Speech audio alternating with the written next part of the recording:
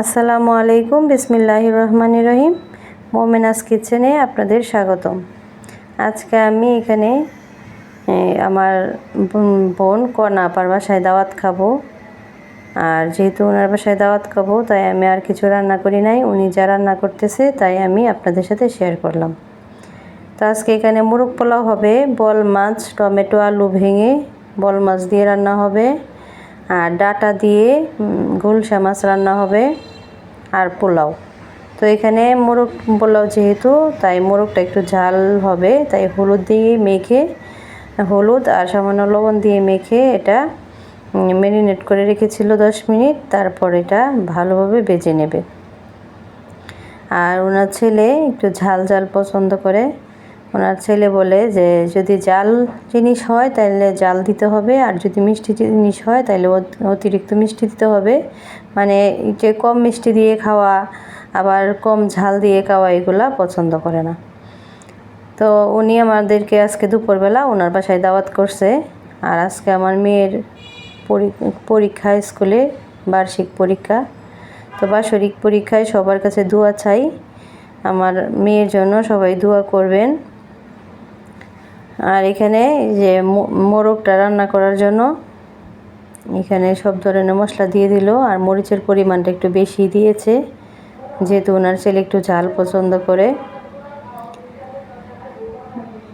আর এখানে আরেক দিক দিয়ে আপনার বল মাছ রান্না হইতেছে আলু টমেটো দিয়ে।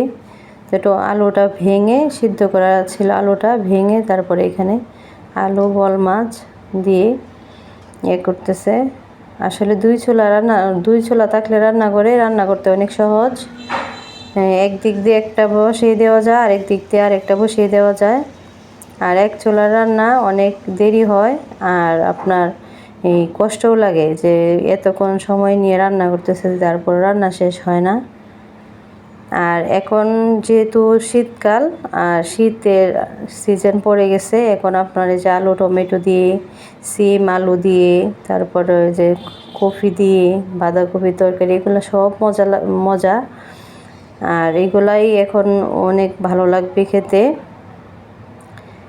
তো এই দিক দিয়ে রোস্টটা ভাজা হয়ে যাচ্ছে, আর এই দিক দিয়ে টমেটোর মধ্যে ঝোল দিয়ে দেওয়া হয়েছে।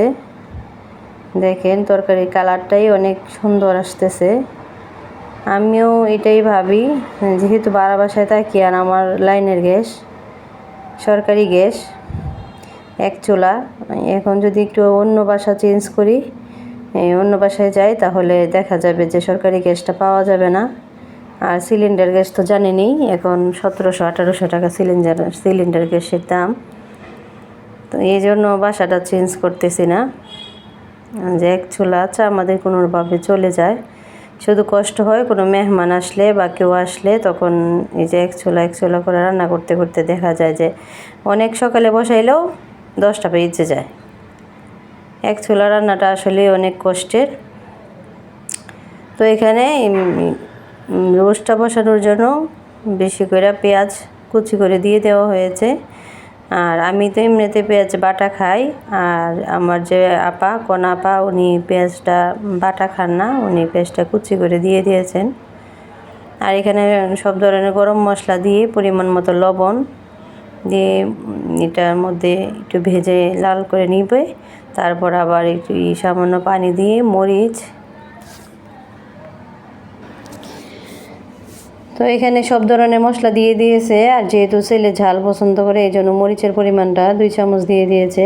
আর আমার আপুর একটা সিক্রেট মশলা, এই সিক্রেট মশলাটা উনি এখন দিবেন। আর উনি বলতেছেন যে দেখো আমি একটা সিক্রেট মশলা ব্যবহার করি, এটা আমি কাউকেই বলি না। আর এই মশলাটা দেওয়ার জন্য খাবারের টেস্টটা এবং এই যে ঘ্রাণটা অনেক মজার আসে, আর খেতেও অনেক ভালো লাগে। তো আমি জিজ্ঞেস করলাম যে কী এই সিক্রেট মশলা, আমার কাছে বলো। বলতেছে আরেকদিন তোমাকে বলবো, আজকে আগে খেয়ে দেখো যে কেমন হয়েছে। আমি বলছি যে না, তোমার রান্না তো সবসময়ই মজার হয়, আজকেও অবশ্যই মজার হবে। তো এদিকে রোস্টটা বসিয়ে দিয়েছে, আর রোস্টটা একটু কষানোর জন্য পানি দিয়ে দিবে। আর এইখানে আরেক চুলায় আপনার পোলাওয়ের জন্য কিছু পেঁয়াজ একটু লাল করে ভেজে তারপর এখানে চাল দিয়ে দিয়েছে। আর এখানে চিনি গুঁড়া চাল নিয়েছে, আর পরিমাণ মতো লবণ।